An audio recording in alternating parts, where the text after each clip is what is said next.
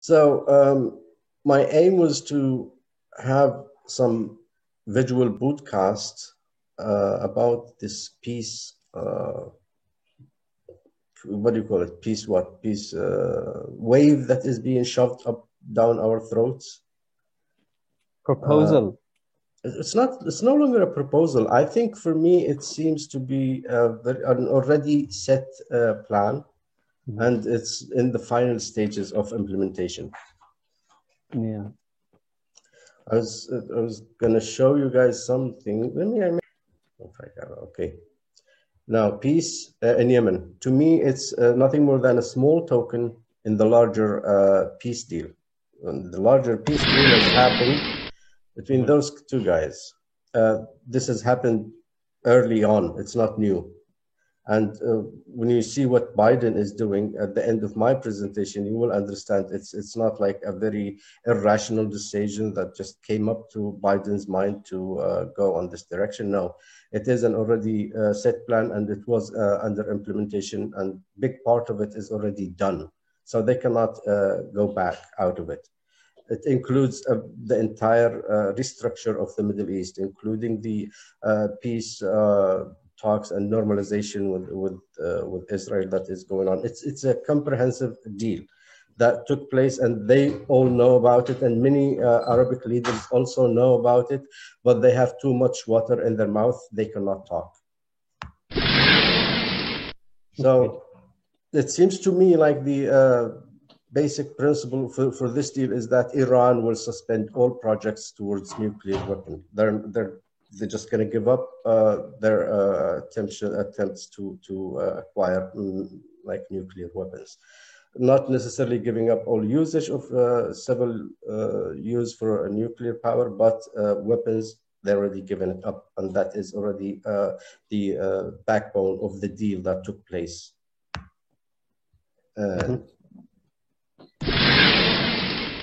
You realize that Iran came to understand very quickly with a setup like this, surrounded with 40 military bases around Iran.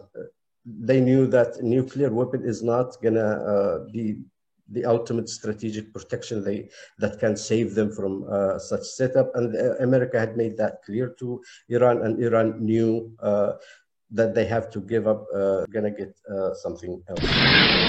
And that is to allow them to establish a military base, a remote military base in North Yemen. It's probably going to be around 100,000 kilometers, and it will be inhabited by 7 to 15 million people. That will make it one of the most secured military bases, remote military bases all over the world. Iran will be in control of that, but not very far away from American leverage that can also, that is a part of the deal anyway. Now, the third part and the last essential part of the deal is that the USA is committed that they will guarantee to Iran that no other than the already existing regional power will be allowed to develop nuclear power. And exactly to name it, Saudi is not going to be allowed, Egypt is not going to be allowed, and Turkey is not going to be allowed. Of course, Israel is already have it, so it is out of the discussion. This is the what the main like columns I see for the peace deal that has already taken place before even Trump came into the picture and delayed the process. What will happen here? What will the USA benefit, in my view, with a military base for Iran in Yemen? The Gulf countries, the rich oil countries, will have to increase their dependency on the American protection. And that will mean a lot of work for the American military, which already turned to be an investment asset. Used in different ways by Democrats and Republicans, but the military of the United States since 1990 has become an investment like capital or asset. The second thing, the second part of the deal is having a place like hot spot in Yemen, constant hot spot, will allow them to escalate whenever they want the situation, to make permanent hot checkpoints for the maritime Silk Road that is planned. So the Silk Road will be under the mercy of the play that will take place between the two peace agreement holders, which is USA and Iran, and they will play sometimes love, like it shows in the like graph here, and within Yemen area and the Bab al-Mandeb, it will always be hot to control this Silk Road and the project. And the third mutual commitment or benefit for both of them, it will be towards the normalization process, and they will be able to control the entire Middle East through hidden and secret deals, and they will create an alternative road for the Silk mission of China.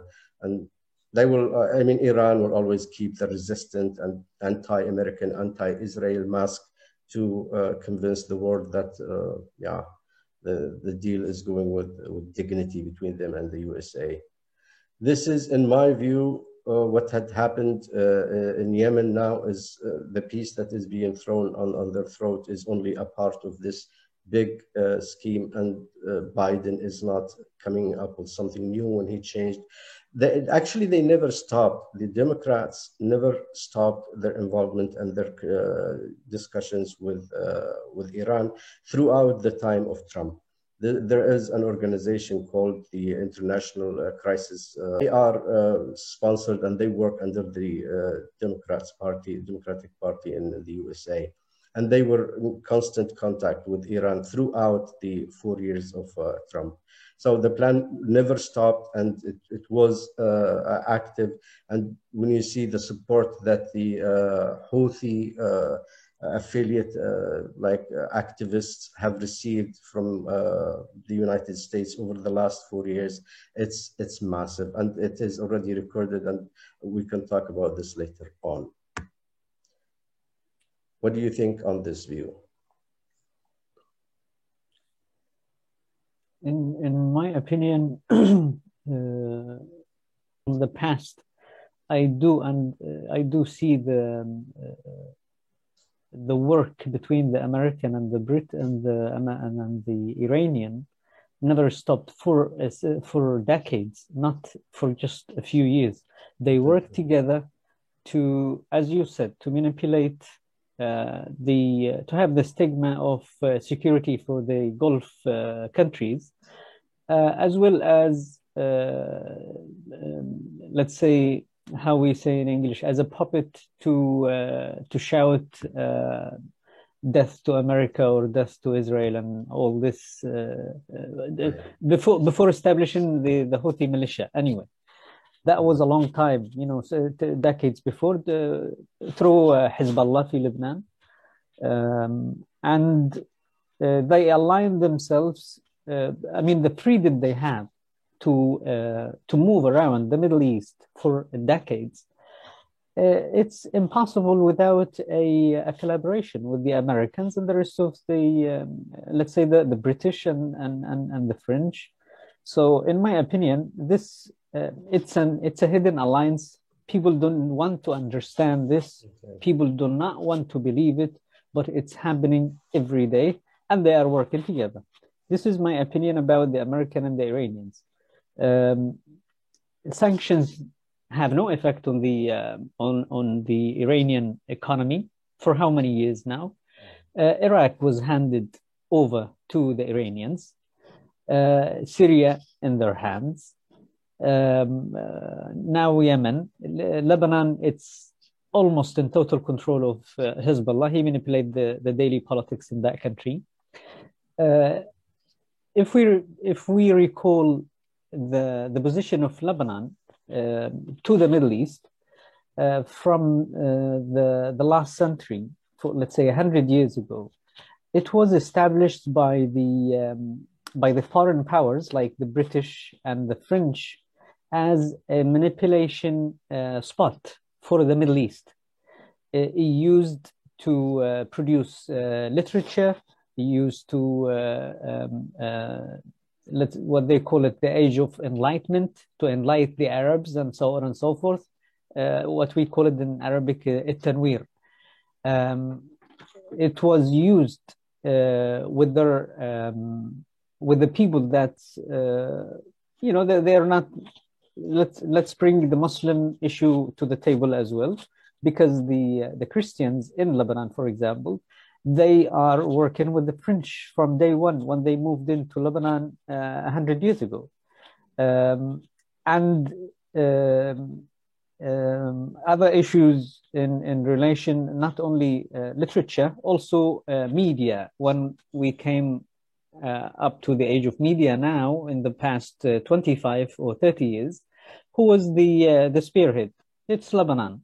If they're not the owners of the media channel, they are the whole team in that channel, and they work to modify the culture fabric of the Arabs in every way, and to manipulate the public opinion in a very distinctive way. Anyway, go back to Iran. But let me, before you go back to Iran, it's really an interesting point here. Lebanon, and from what I read, I mean, Lebanon has already, the card has already been played, and it's over. Hezbollah, in my view, is not gonna come back.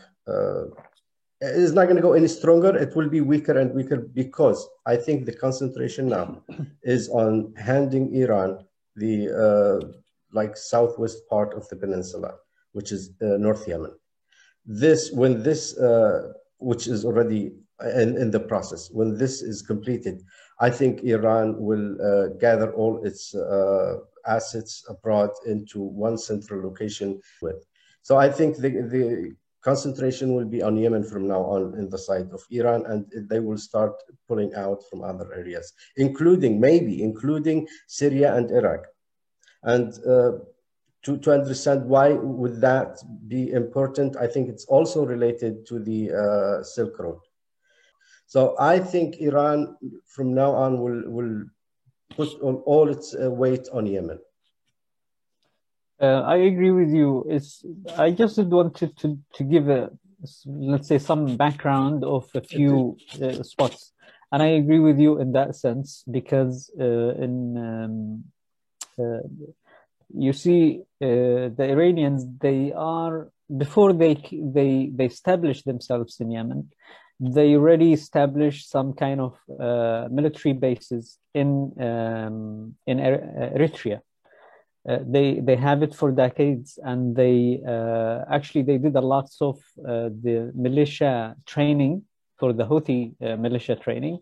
And they've done it there, before the 2011 revolution, a long time before that. They did us a lots of training, and they supplied them with weapons. Conventional weapons, not the normal ones, because normal weapons, we know that we have people in the head of the establishment in the past in Yemen. They were the traders, so just the conventional part. So as you said, they will use it to manipulate the Gulf countries between now and then, and the compensation for the Yemenis, in my opinion, according to this plan, as you kindly displayed, is South Yemen. South Yemen will be established as a free zone because it's on the maritime routes for this Silk Route. So they will have that as a compensation for Yemenis. So whoever wants to flee and to have a quiet Shanghai, Yemen, Shanghai for the rest. Okay, that's really really nice. I want you to take me and go back with me to the help that the Democrats have been providing the Houthi affiliate international organizations, NGOs. And what they have done is really remarkable. I read this in an article but he said, first of all, they gave the Houthi activists periodic speeches where they were allowed to speak in front of the U.S. Congress. This was done through an organization called ICG. This is the International Crisis Group. It is monitored and supported by the Democratic Party in the USA. So they helped them by allowing them to speak in front of the Congress many times. They supported them financially. And I can give you an example of an organization that received more than $700,000, and it's based in Sana'a, doing nothing other than good cooperation and information to this ICG. The third thing they did is they allowed activists related to Houthi movement to have meetings with White House staff during the Trump administration, and before. It was always available for them before, but even during the Trump administration, they were bringing those activists to have meeting with White House staff. They also gave them the chance to deliver speeches in front of the Security Council. And they met with many Democratic Congress members. They were always meeting with them throughout the time of Trump. And the ICG was always present, facilitating that. Bernie Sanders himself, you know what he did? He was always with them. He even, the American Times magazine, they said regarding why one of the Houthi activists was chosen as one of the 100 most important figures, prominent personalities. And they replied to the American Times magazine, they said this was based on a nomination by Bernie Sanders. And that tells you that the connection was always there and they were always working together. What else did they do? I remember they also, they sent journalists. There's a journalist called Nicholas Kristof. He's very famous, and he was working for the New York Times, and he's the prize winner of Pulitzer, and is a very famous journalist. They sent him to meet with Houthis in Sana'a on a UN plane in the height of the wartime, when the bombardment was ongoing, and he returned to praise the Houthis. And what they lately did, you know, the nomination of the organization of Muwatana to the Nobel Prize. I mean, if you nominate an organization that supports like a separatist group openly, it's in the open. They say we are like a special breed of humans and we're better than you. And this organization supports them or is affiliate of them. And the USA wants to nominate it for the Nobel Peace Prize. I mean, what would we say to that? So you notice the plan has been going on, and this was never stopped by the Democrats. I agree with you. I will tell you something that I recognize, but without knowing that could lead to what happened during the 2014, you know, the coup d'etat of the country.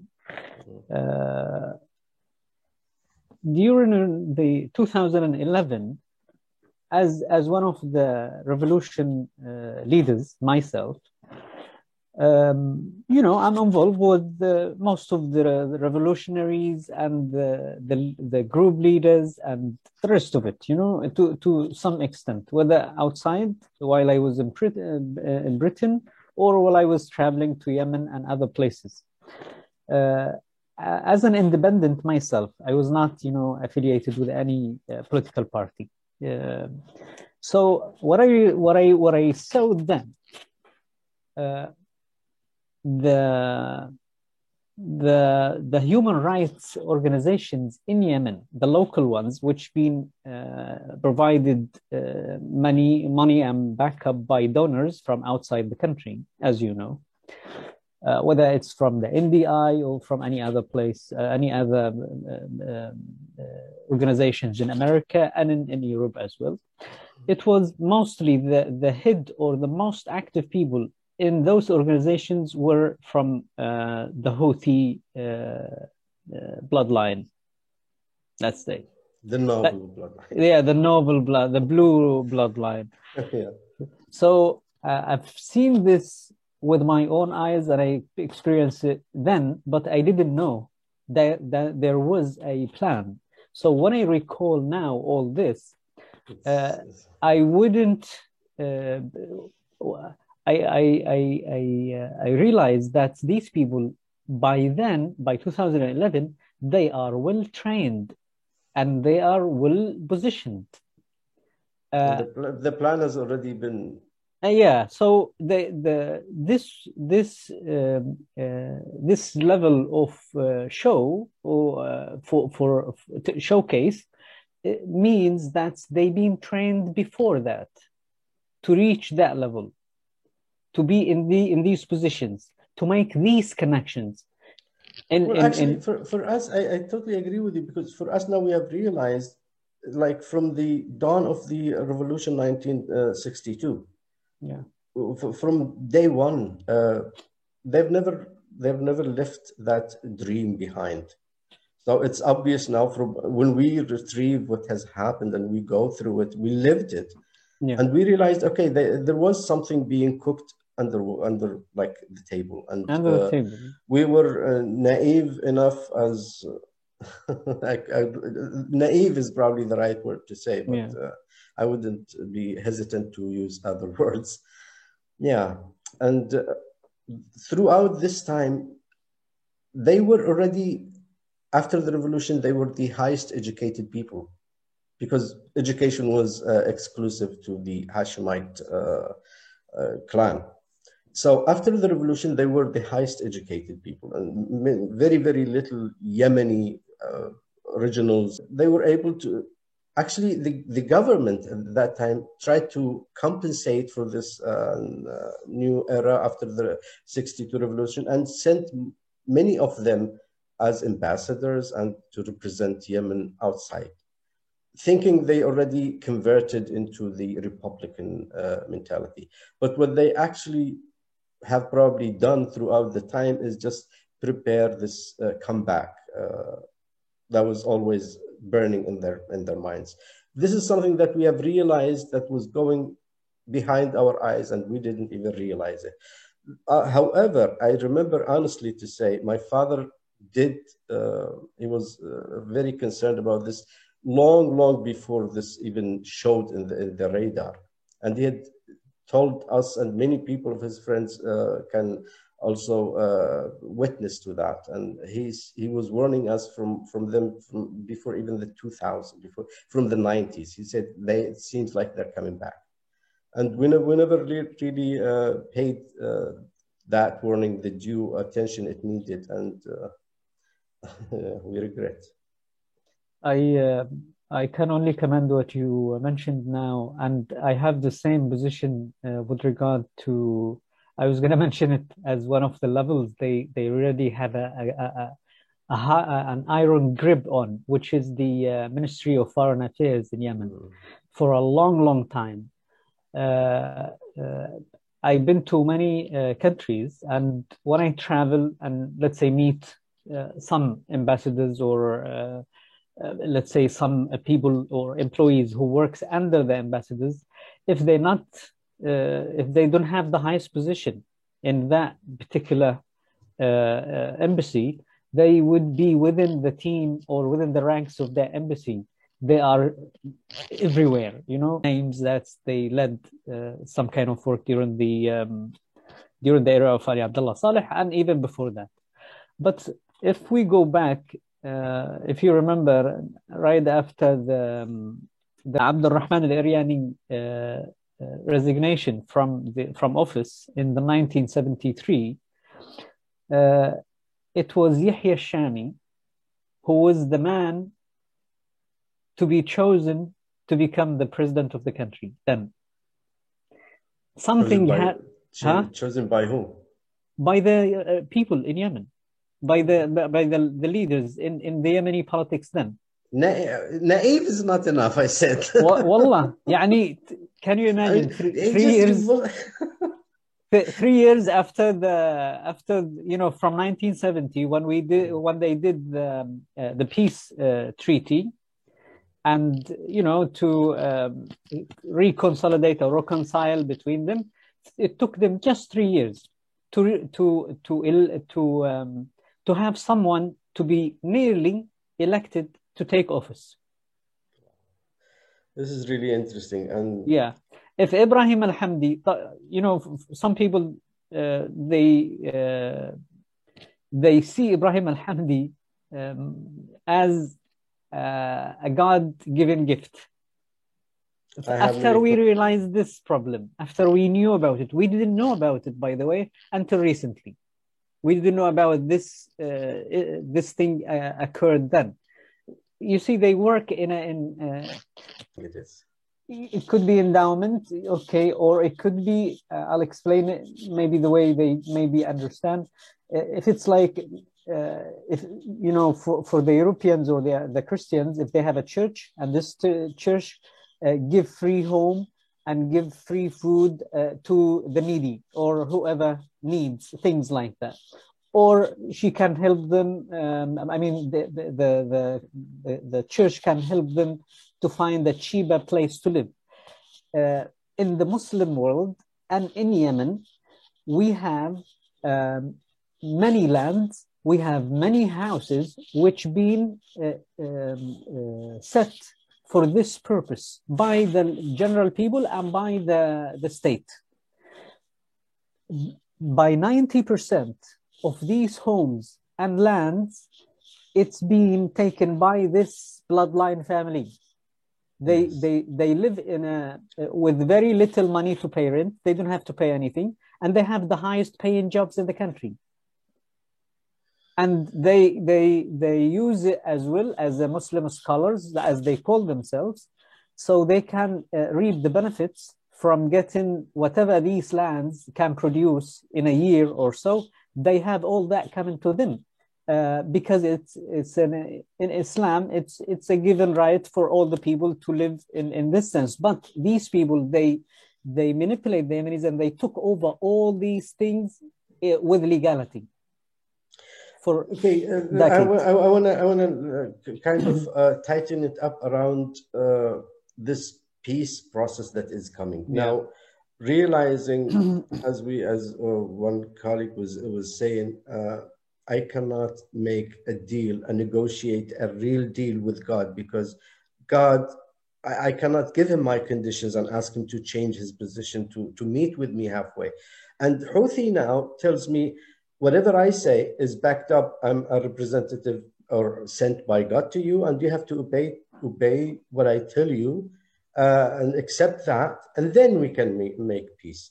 Now, how can you negotiate a real deal with someone who's giving his condition up front that he's the master and you're the other, and you should accept the peace deal that's going to be thrown on you? How can you accept that? I think this question should be thrown to the Western public opinion, so they can help us, answer this question. Because because we need them to realize what kind of dogma or doctrine this group of people have in mind, how they establish their rule in part of Yemen, what are the fundamentals of their belief. All these things the Western public should know, should understand, and then they could tell us their judgment about this.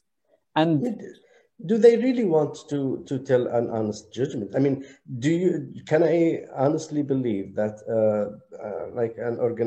the USA will support an organization like Muwatana of Radiyya al-Mutawakkil, for example, and they know this Radiyya al-Mutawakkil was asked about this agreement of intellectual and cultural agreement signed by Abdul Malik al-Houthi and the Zionism scholars in 2012, and she refused to reply or to comment on such a document that says we are the God chosen ones, and this document represents our constitutional understanding of our relationship for all the Yemenis, and we are the God chosen ones, and we will lead. And everybody that exerts or tries to defy the opinion of the scholars of the Zaydis should be considered as a fighter that is fighting God. And we have to protect God. And she was asked, what do you think of this document? And she refused to reply. And they consider any person who defy this or raise a hand or an eyebrow against as an infidel, means kafir. That is the actual word in Arabic. An infidel, full stop, and they must kill him, at least. That is exactly how they believe, because you are a heretic and an infidel.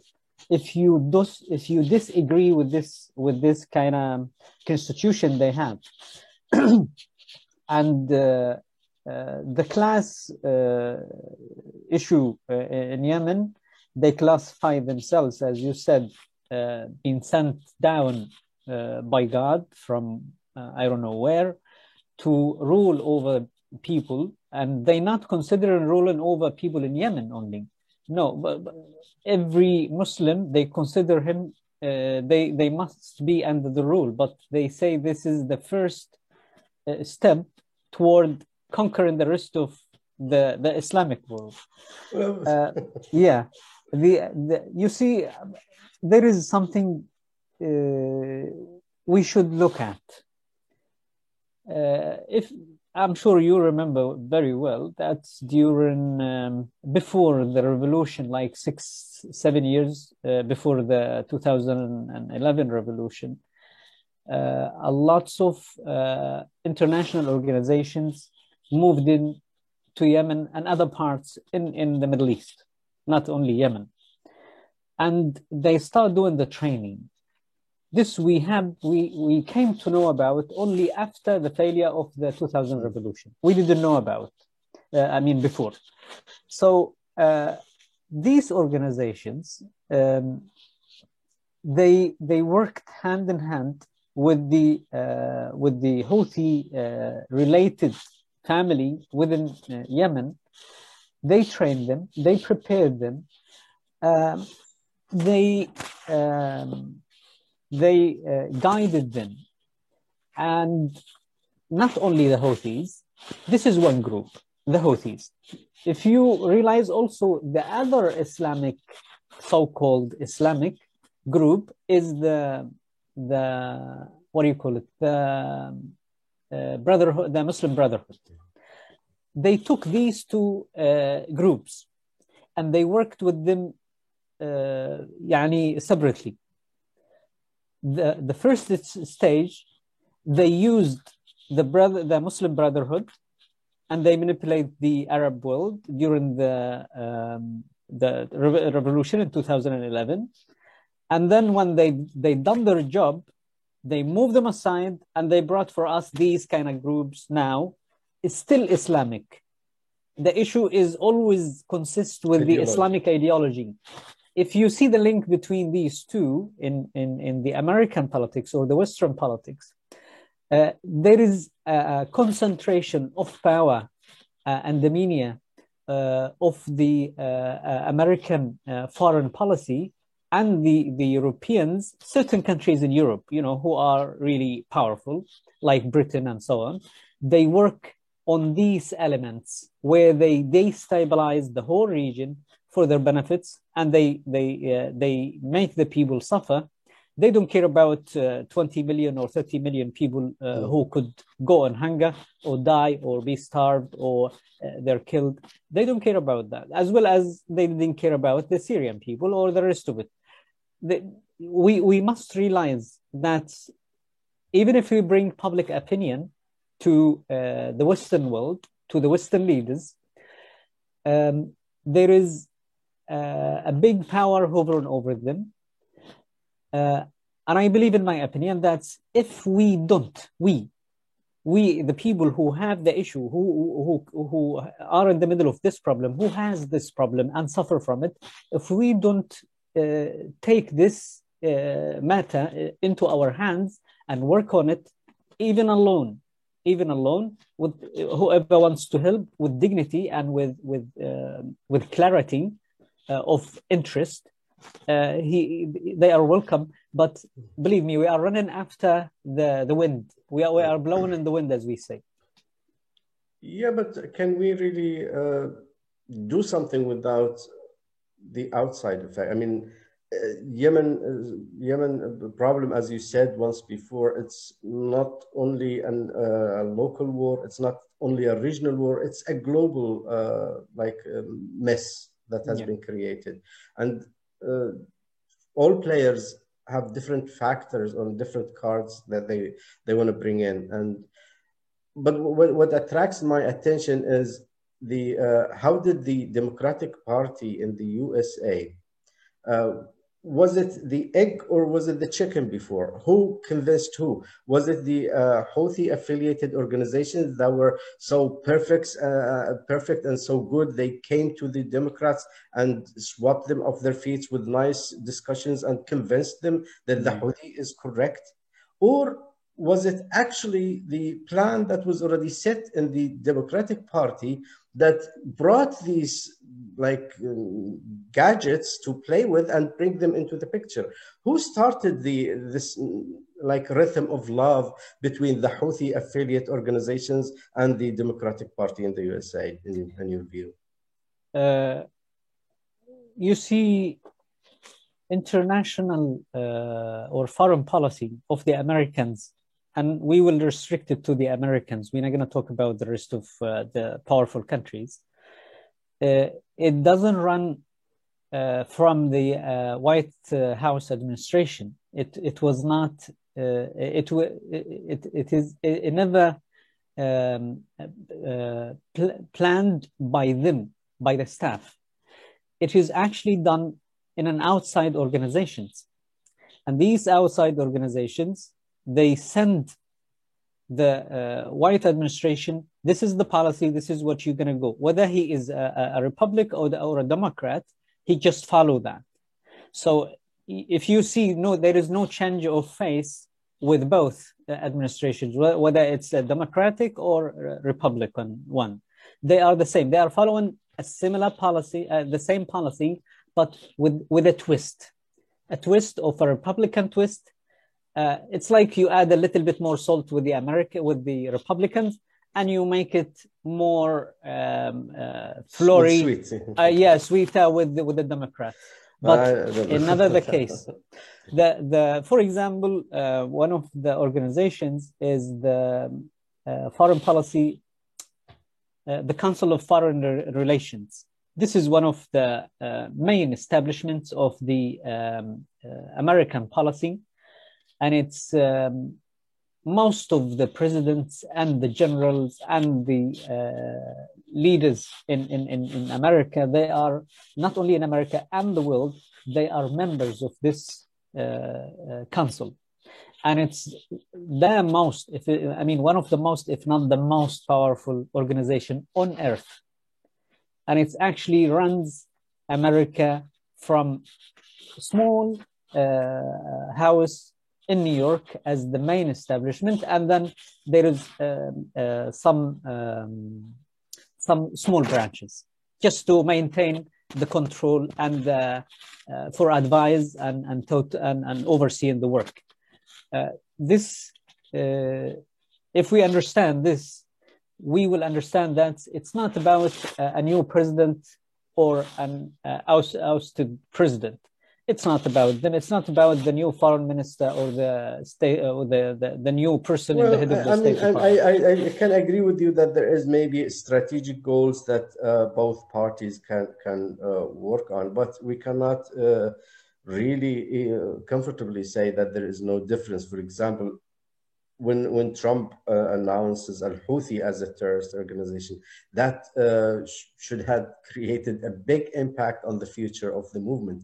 And when the Democrats come and swap that out, well, they might have at the end of the day the same strategic long-term goals, but the tactics and the techniques that is being played by the different administrations in the USA is mind-boggling different. And I think, as I said, it's the military of the United States since 1990, after the fall of the Soviet Union. The United States realized that many economies are emerging, and the only leverage that America has is that it has the strongest army in the world. I mean, until now, it is still the strongest army in the world. And they don't want to have this asset just sitting there and not bringing money in. So from the beginning of before the beginning of the century, America has been like investing, using their armed forces to bring money into the country as a card of investment. It's ugly. The Republicans want to put it on the table and sell the service directly in the public, where the Democrats want to have a very nice, civilized deal, but under the umbrella of my power and my force. And at the end of the day, they play under the table deals, but the military, the US military remains to be an investment tool. And when that happens, all the morals of freedom and equality and human rights become only something that we should play a theater around and make it look good, but it's not really the core of the US approach. I agree with you. In America, they call it the military-industrial complex.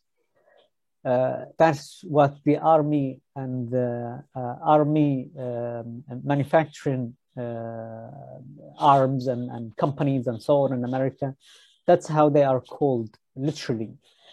So it's about products and sales. And what keeps America going is war. Always they search for an enemy. If you see this since they moved into the world stage as a powerful nation to be recognized right after the First World War, and then they asserted their position after the 1945, after the Second World War, as the one powerful nation, despite the Soviet Union then, and what happened between then and during the Cold War times. But they since then until today, they always have to have an enemy somewhere, somehow, so they can keep the industry, the military complex, the military industrial complex running and moving forward. You see, if I want to control a nation, I have to use one psychological simple factor, and it's fear. So fear that creates wars, starvation, refugees. I force you to run as I want, all with fear. I push down through, I push down through the necks of people that I need them to do this, and this in their daily life, like what we do on Corona, for example. So always fear will have a total control of millions and billions. And that's the game, in my opinion. But going back to the issue in Yemen, Yemen has no more ability to control its land or sea as a state. If it's a failed state, in my opinion, it's a failed state because there is no way that a sovereign state can have someone else to act by decree to oust, let's say, a cabinet minister or bring another one. because this is a sovereign decree. It's not an international or national, I mean, it's not an international mutual cooperation or interest. It doesn't work like that. There are certain things that you cannot cross as two nations. We have a mutual cooperation. We have, you need to protect your national interest. I need to protect my national interest, and we cooperate. If we fail to cooperate, we will have conflict. It's a normal, it's only two ways, you know, cooperation or conflict. If we have some national interest in both, in my country and in your country. So I have to protect my national interest, and my national interest consists of three components. And national interests mean to safeguard and to preserve and to protect, or to establish or save and preserve. The first one is physical identity. The physical identity of a state, it's the geographical location of the country and borders, whether on sea, on land, or on air. The second one is the cultural identity of that state, of my state, which means, you know, the cultural background, the history, so on and so forth. I have to protect and preserve. My identity, you mean my actual heritage and identity? Yeah. As a nation. Yeah, they all identities. And the third one is the political system identity. The one you established in your country. Your people established this political identity for themselves to be led by or to be ruled by. So these three components or elements are what is called in the international accepted, let's say terminology, that is the three components. And if you realize that each one of them ends with identity, physical identity, mean the geographical identity, cultural identity, and political identity. That's what's made a country. That's what national interest is. That's how you and me, let's say from a single country, relate to each other. Yeah, relate, and that's what we need to protect, and we need to preserve. We need to save from any international interference with. But we don't have that anymore, sadly. Okay, why don't we have that anymore? Because the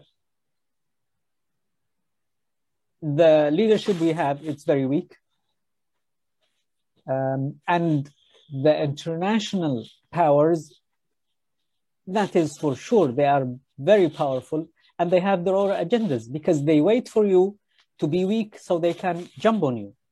It's, if they see you powerful, they will have a mutual respect, and they will try to deal with you as a sovereign country. But now we lost part of our sovereignty, and that's why anybody, I don't blame the Americans or the little country called Emirates or other countries to be interfering in Yemen, because the failure is from within. The failure is from within. One more question before we end this. We have gone through the Iran Houthi deal and America influence. What is going on with Europe? I mean, is Europe being like blindly led by America and those organizations? I mean, I understand from Europe they have some understanding to culture and to heritage, and they go beyond the reasons why the problem is there. But this time, United Nations, the NGOs, and the U.S. democratic push is polishing Houthi to bring him for the world as an accepted fact. They want to get rid of 2216. This article that was issued by the Security Council is all what we have for a reasonable, sustainable peace in Yemen. If that is wavered out as Radia Al-Mutawakkil is trying to do, and as the ICG, the organization, also wants to do. If we lose 2216, how do you see the future Yemen will look like?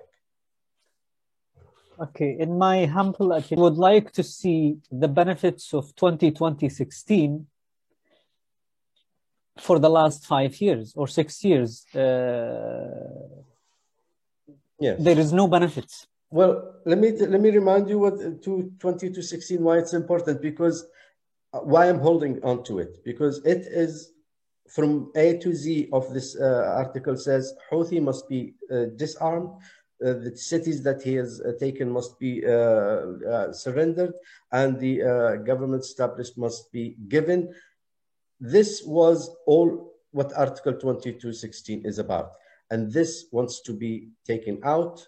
And if that is taken out, then we're given to the hands of the devil. By the Europeans and by the Americans. Yeah. I agree with you of what you mentioned about, and I know about the 2216, but I'm asking the questions, Doctor.